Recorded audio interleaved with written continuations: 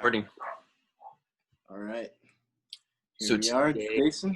we're going to be looking at the footage and kind of observing what we see the brainwaves doing at different intervals of the breathing exercise. And I edited it to the portions where the signal was the strongest on the EEG and be able to navigate that. Yeah, cool. Let me pull up. Is there anything you want to cover before we look at the footage? Well, I do want to say that in terms of carbon is the main delivery system for oxygen. It's not, we produce carbon, we don't produce oxygen, we take in oxygen. So I just want to make that be clear. So I think this type of breathwork goes really well with terms of brain scanners and stuff like that. Totally. All right, let's take a look. So I will share my screen, which will jump over to a QuickTime player. We're able to see a pretty JPEG crunchy version of the session. Oh yeah. Okay. Yeah. So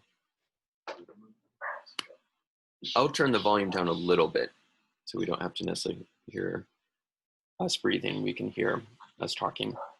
One of the things that I noticed is, first of all, it just picks up the physical breath. And so you get those. Are you able to see my cursor? Yeah, I'm able to see it. Yep. So these little peaks, particularly in delta and theta, are a response to the physical movement of the body. And so as the body is physically breathing, that picks that up. And these are the lowest brain waves. So the red is delta. So that's down at, half a hertz up to 2 or 4 hertz. And then theta is the next one up. So we're actually seeing them in order of, the one with the largest decibels is the lowest frequency, probably because of the body movement. And as we get into this mid one, the blue one is the mid range, and that's alpha. And sometimes you'll see it go above, and that's when I'm moving more into meditative state. And for me, that was a little bit harder to do because I was concentrating on listening to the instructions and keeping the breath. Right. So it wasn't, it was more of a focus state. And then these typically are the lowest because they're the highest frequency. So if you think of it, I'm going to pause it just so you can see me describe this.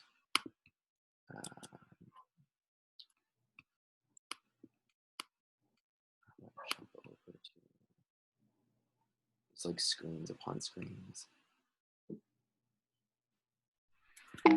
Escape. I'm literally doing a screen share of a Zoom session, so I'm trying to remember how to. So you can see me, right? Yeah. In the corner. Okay. So on the frequency spectrum, if you just look at the frequencies, when you go the lowest ones, the delta, which it gets picked up by physical movement, like breathing and the movement of the muscles, it's going to have the highest decibels.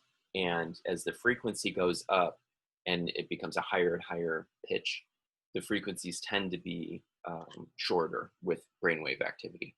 And so it tends to be an arc like that. So it's pretty common to see delta highest, theta, alpha, beta, and then gamma. And that's what we're seeing in this particular snapshot. And so down here, the yellow and the orange are the beta and gamma.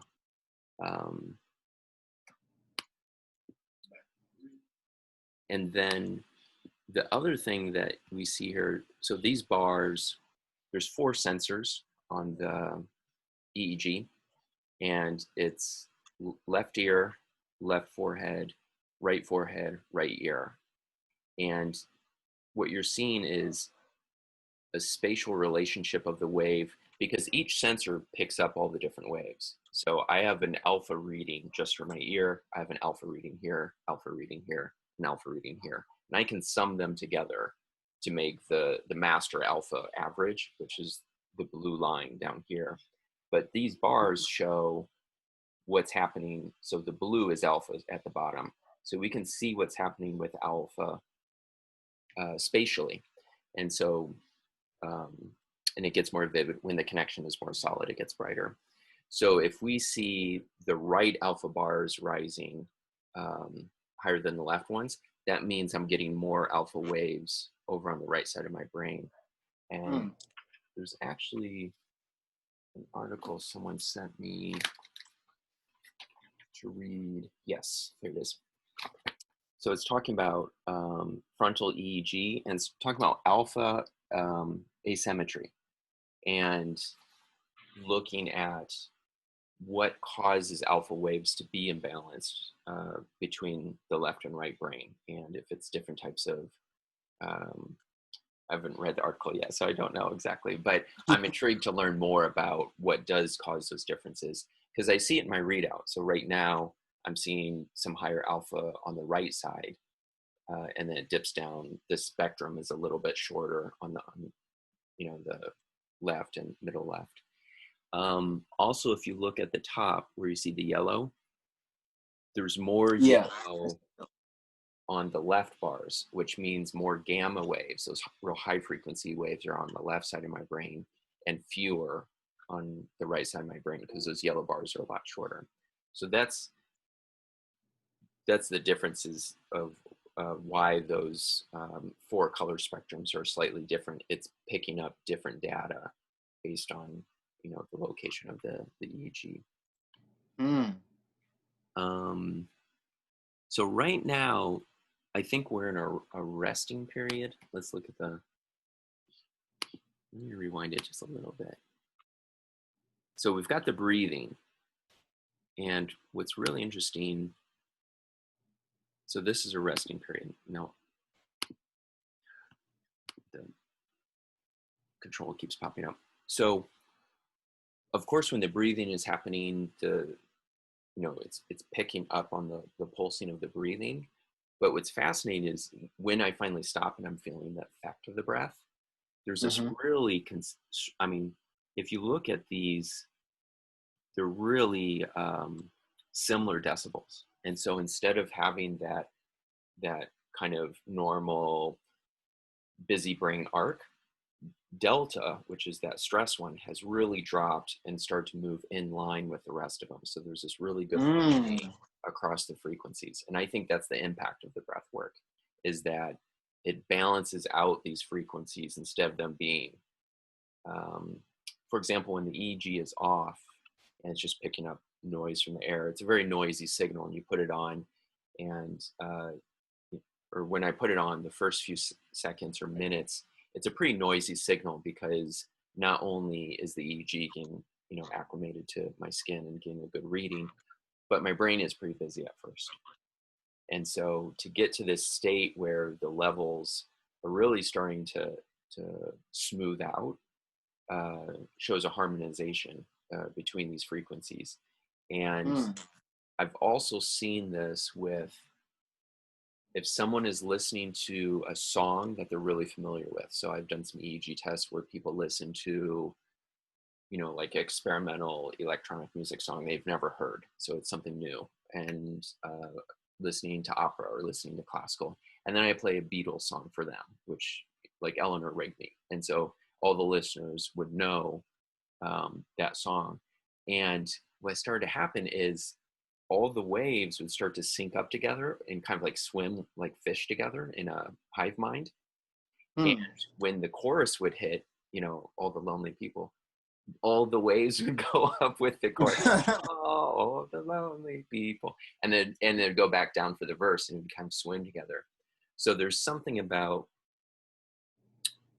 harmonization. There's something about the brain tuning into something that is either peaceful or pleasant.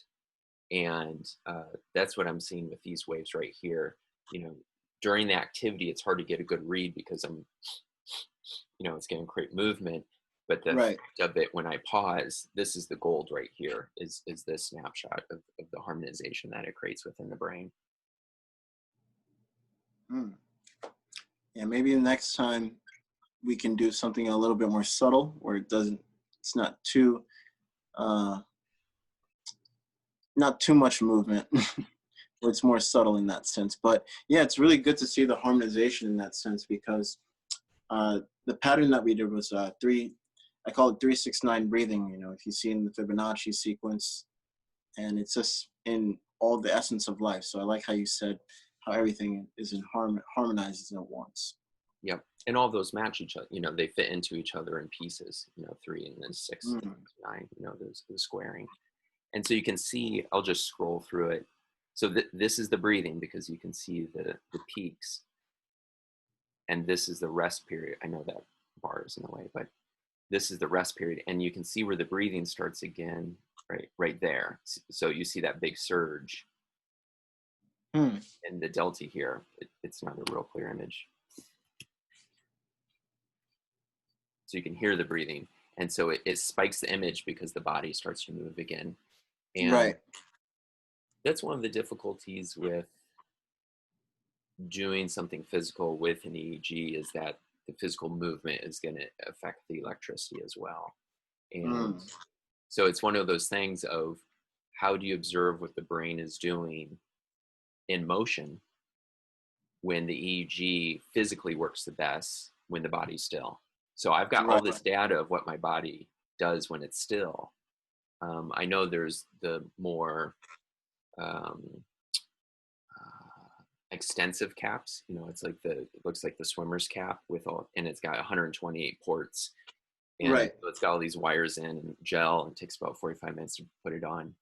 I've seen that in an academic setting, but then you've got 128 wires. You can't like go running around or something. So that's one of Yeah. the challenges with EEG work. So most of what I've learned has been what happens in a meditative state, or if I'm doing something sedentary but intellectually stimulating, like working on the computer or talking or reading or listening to music. Mm. Let's see if we get to, so you see the pulses happening. And I know that compression makes it quite hard to see. What I'm curious to see is what's happening with the yellow and orange lines.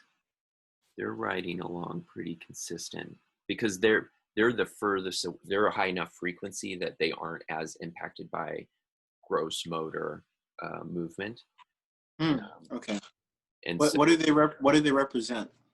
so beta and gamma are the higher frequencies, and beta is often associated with focus and critical thinking.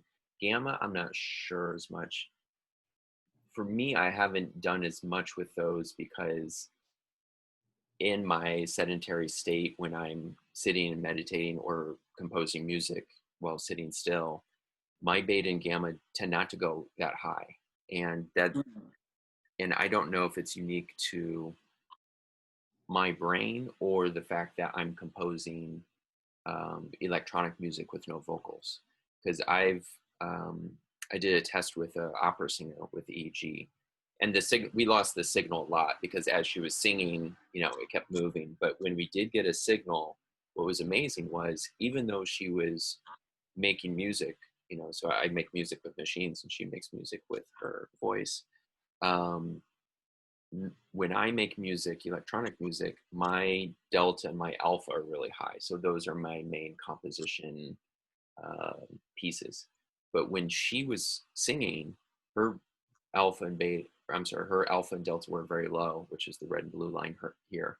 And her yellow and orange line, which is the higher frequencies, they were at the top of the charts. So I'd never seen my brain do that. But when she was singing, it was doing that. And I think it was, I may get these mixed up, but I remember looking into it at the time, and between beta and gamma, one was associated with breathing, and one was associated with language. And she was singing in German and singing in Italian because she was singing opera. And so her brain was processing, her native language is English. So her brain was processing these words in different language as she's singing, but she was also doing that circular breathing to really belt out the opera. And Right. so that was my theory, is that those levels raised to the top because her brain was completely focused and engaged on her expertise, at this type of breathing and singing. So I think it would be more interesting to have you put on this EEG, because a lot of the data that we're seeing is me doing this for the first time, trying to like follow. True. Right. And try to Right. and be like, okay, 1, 2, wait, hold now, wait. Whereas for you, the body memory. And so the readings that we would get, when this pandemic is over, but the readings that we could get from your brain would be just the benefit of the breath work in real time, and less of the, am I doing it right? Wait, okay, 1, 2, wait, okay, all right, cool. Oh, I forgot to put my tongue on the top of my mouth. I forgot to, like that. All Exactly. this that is deep in your body memory now was brand new to me. So a lot of the waves that we were seeing is me trying to learn and listen. I've also gotten to the point where I almost have control of like constricting my heart, stopping my pulse at a certain point. So I'd be really interested to see how that would affect the whole spectrum in that sense as well. And the other thing with this system, this particular headband, I was working with the older one, but I just reverse engineered the technology for the new one. But if you look closely on that, there's this little dot, and it lights up red when the system's connected. And it's a PPG. It's the same thing that is used in, if you have like a pulse oximeter, it's that thing you clip on Okay. what your oxygen levels are. But Right. it can detect heartbeat. And so one of the things I'm starting to incorporate into my system is not only composing with my mind, but having my heart be the tempo and rhythm. And so as my heart beats, this kick sound becomes the foundation of the music now. And so I can hear when my pulse is going up or down. And so if you were to put on the system and be able to manipulate your heart, that's something that you would hear in real time. Oh, wow. Interesting. Yeah, it's a good pandemic project. I mean, to dive into like fast Fourier transform and PPG analysis. It's like, who knew? Like, I was just like, I just want to make some techno. And then all of a sudden I'm in this project where I'm like, deep in science and learning some really cool things. Yeah, I'm happy to be part of it. I'm happy to be part of the future that you're creating. It's pretty powerful. No, this is it's so useful to connect with experts from different fields and get their have their experience at the table. Interesting. So I was gonna say, you'd think it would also react to, maybe we can even do one where you just hear me breathing and that's it, and you're just still and you're calm and very still as possible too. Remember I was talking about how they had some patients in the hospitals, and they were envisioning themselves working out, and they performed a lot better than those who weren't envisioning themselves. So maybe that can tie in together as well. Absolutely. Do you want to try that right now? Oh, we can? Okay. All right. So I guess we can do two types where you can hear me breathe to the point where I'm going to do it in sequences. So, okay. All right. And I need a minute to boot up. Yeah, take your time, for sure. Jesus.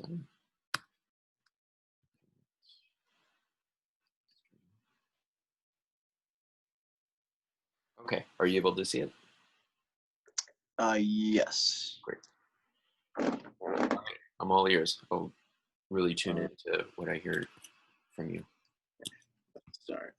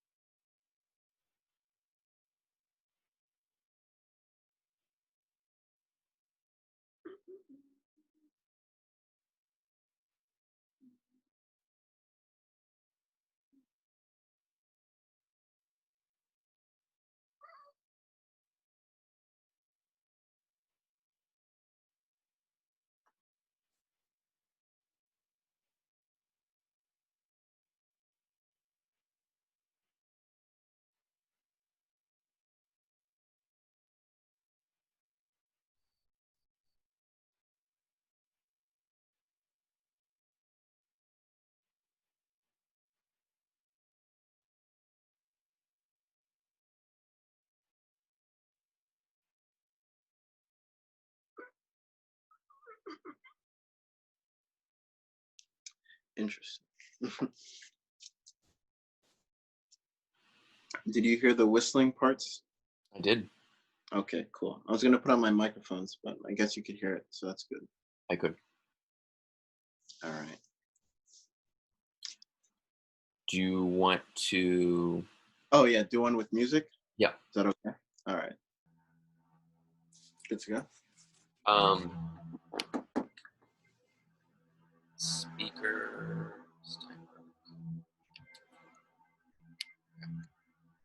Ready. All right.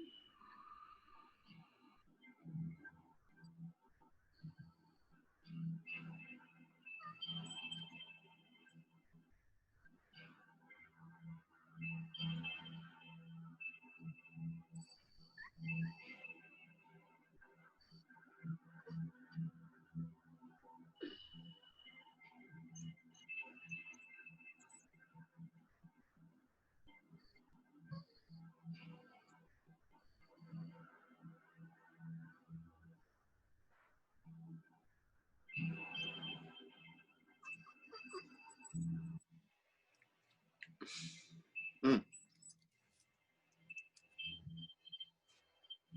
Hear it firing off a little bit.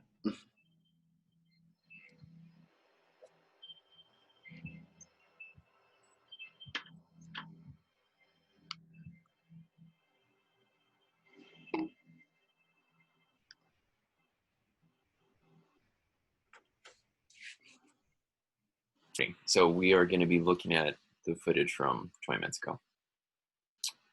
Screen share. Quick time zoom.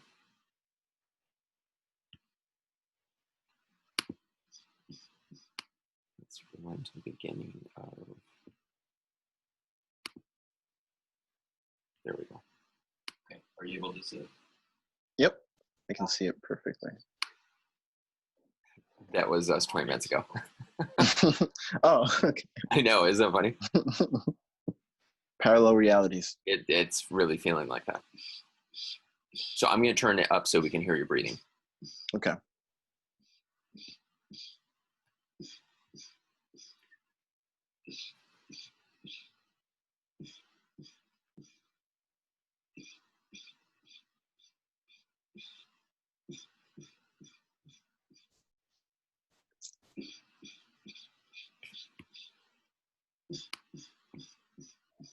I'm seeing strong alpha. So you see the yellow at the top is shorter and the blue at the bottom is really tall. So that's a meditative state. Okay.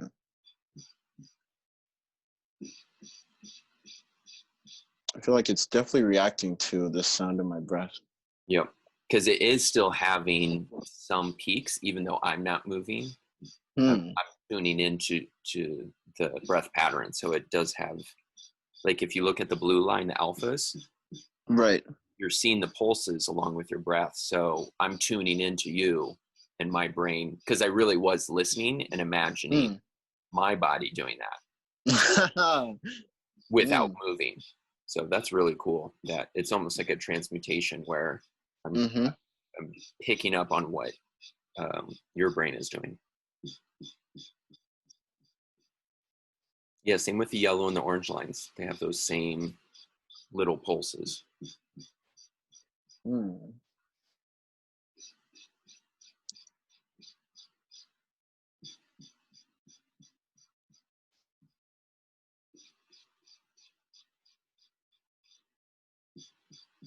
My general guideline is anytime you see the blue line go above the red and the purple, that's when I really shift into a meditative trance or state. So that's, the blue line often doesn't get high, but you will see every once in a while it goes above the others. And that's a meditative state.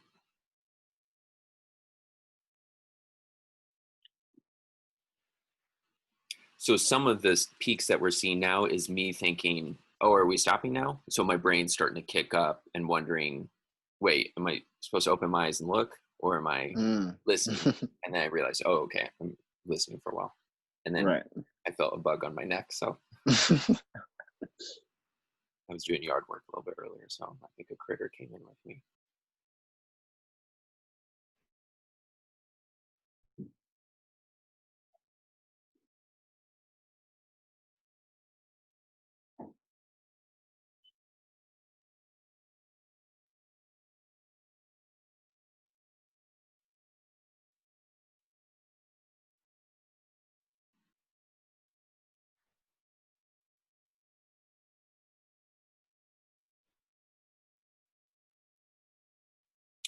So since I didn't do the breathing, so I'm seeing just kind of normal brain stuff here. So I didn't physically do the breathing. So remember after I would do the breathing, how harmonized all my lines were? Right. This is just a normal state of mind. So when I was listening to your breathing, I was tuning into it, but now I'm just back to normal brain and all of them are just kind of dancing. It's more of a noisy Did you hear signal. the whistling parts? Did. Okay. I was gonna find my mic. So let's jump ahead to the music because. Okay. Oh, will it produce the music since it's? I don't know. Do you have to like put the audio track on top of it or? I think I wrote. Could you hear the music? When 20 minutes ago? A little bit, yeah, a little bit. Okay, let's see if Zoom picked it up or not.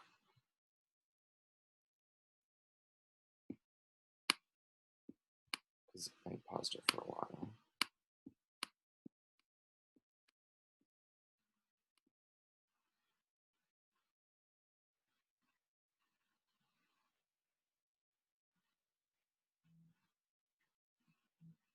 Oh.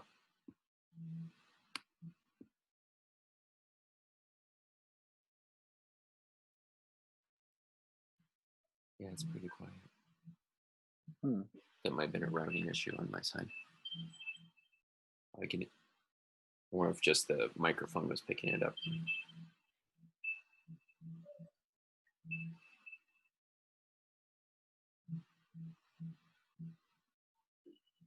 So the levels are higher. You're seeing more dynamics in terms of just up and down.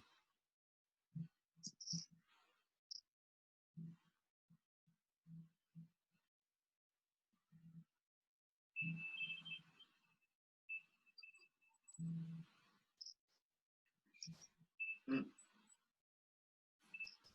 don't know if it froze. Sometimes You're firing off. I'll rewind into it.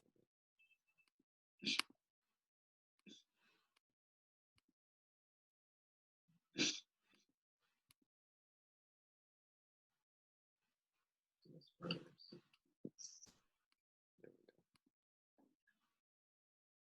Speaker.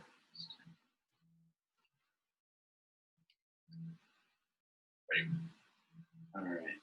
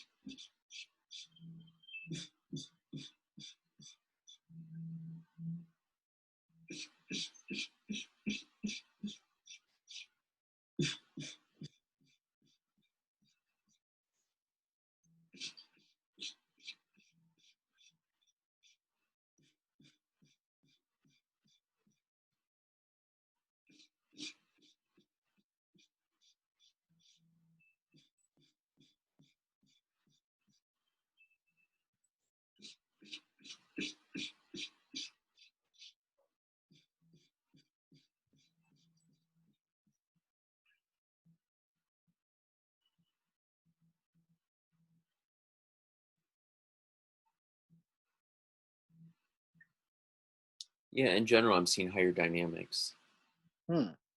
So more range. You know, the peaks and valleys are further apart from each other. So I'm guessing that's the added stimulation of listening, producing music, Right. and the technique combined, because that tends to, more parts of the brain would be stimulated. So it's going to be picking up more data. Whereas, Sure. you know, when we first got into this, I was a little tired from the yard work. Yeah, those are pretty significant ups and downs in terms of just general activity. But I think the real lesson that I'm getting from this is that when I do the breathing myself, you get that harmonization that we saw in that first video, which just isn't happening by just listening or You're firing off. exactly. So there's something really balancing or equalizing about your technique. So, even though the data had some ripples from my physical movement in the times that we were taking the breather between the rounds, that was the best data. Should we start a new video? So, Cool. it'd be an interesting art project just to do Zoom over Zoom over Zoom and overlapping conversations. Be like, oh, I remember when I said that. And then the next time you hear me say, oh, I remember when I said that. And then just overlaps. So this is kind of an interesting side effect. Let me stop quick time. Oh, there we go. So I think that's really a beautiful thing coming out of the practice. I mean, to be able to harmonize those waves and feel like a synchronicity or equilibrium between them is really powerful. And again, the only time I've really seen it is, you mentioned neuroplasticity the other day, so I assume you know the process of the way I imagine it is when I do an activity for the first time, it's trying to cut a groove into, let's say there's a surface of the brain, super simplified. And then when I do it again, I do it again, I do it again, it starts to create a pathway. It starts to create like a new behavior, create a new pathway. Right.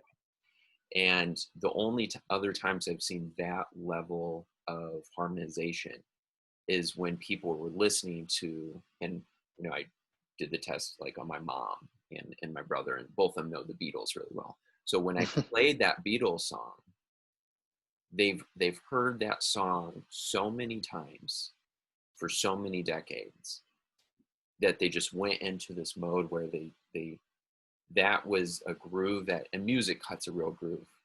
Even just listening to a catchy tune once or twice, I can have it in my head for a couple of days. Mm-hmm. But to hear a catchy tune for decades, there's a groove there. Even if I haven't heard the song in 6 months or 5 years, as soon as I hear that song again, I listened to the Beatles a bunch in high school, so I've got that groove cut in my brain.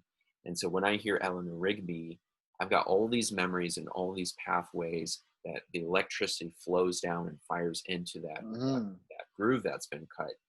And all the waves harmonize because my whole brain in unison was like, all right, we're listening to Ella Rigby now. And it's like, in it, the whole brain's in it. And so to see a practice that can harmonize that, my first time doing it, because that hadn't been cut before. I don't have a body memory of those rhythms or those practices yet.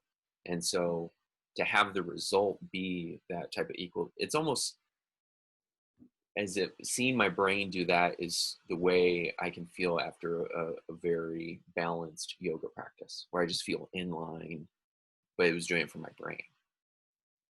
And so I think it's beautiful. I think that's really powerful technique. Yeah, absolutely. And just from you just hearing me breathe, it at least activated some alpha waves. Yep, absolutely. Wow. Yep, absolutely. Yeah. And how do you feel practicing it afterwards? In the day sense? Yeah. Anytime I do it, I can feel, the oxygen entering my body and replenishing, so it's something that I feel coming into me and nurturing me. Now, I think I need oxygen, like I said, I'm recovering from a really long chronic COVID case.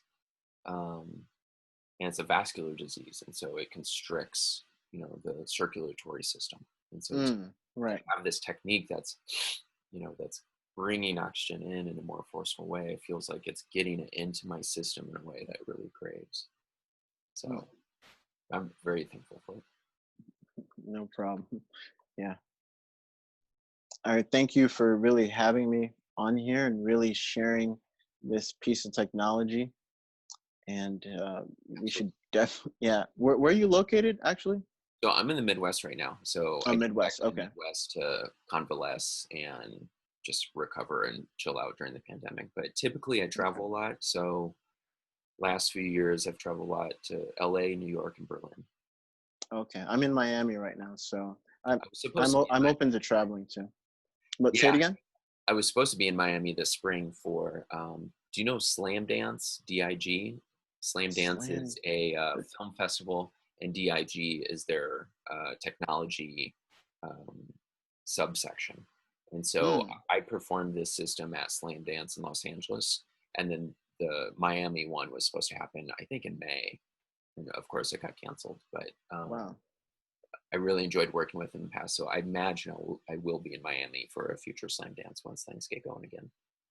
Okay, cool. And then maybe we can have everything live at that point. Absolutely. And I'll probably have more headbands at that point because I'm making a lot of progress with all this downtime. And one of the things I'm doing is rebuilding the system so I can then add multiple people feeding into the same system. Oh, wow. Yeah, I've had I've had this experience. It's something really powerful just to have a synchronized breathing pattern in unison with multiple people. It's a real powerful effect. Even though, like, if there's like some type of breath work that uses the mouth, I don't mind as long as it's with a group of people. That consciousness still it rises in you. I can definitely feel the difference in that sense. That's awesome. So can't wait for the progress, and definitely we'll definitely be in touch. Absolutely. For sure. And I'll put this together for you and send it over. All right, brother. I thank you for sharing the breath and the technology. Absolutely. Thank you for your time and expertise. I appreciate it. Appreciate I'll you. talk to you soon. Peace. All right. All right.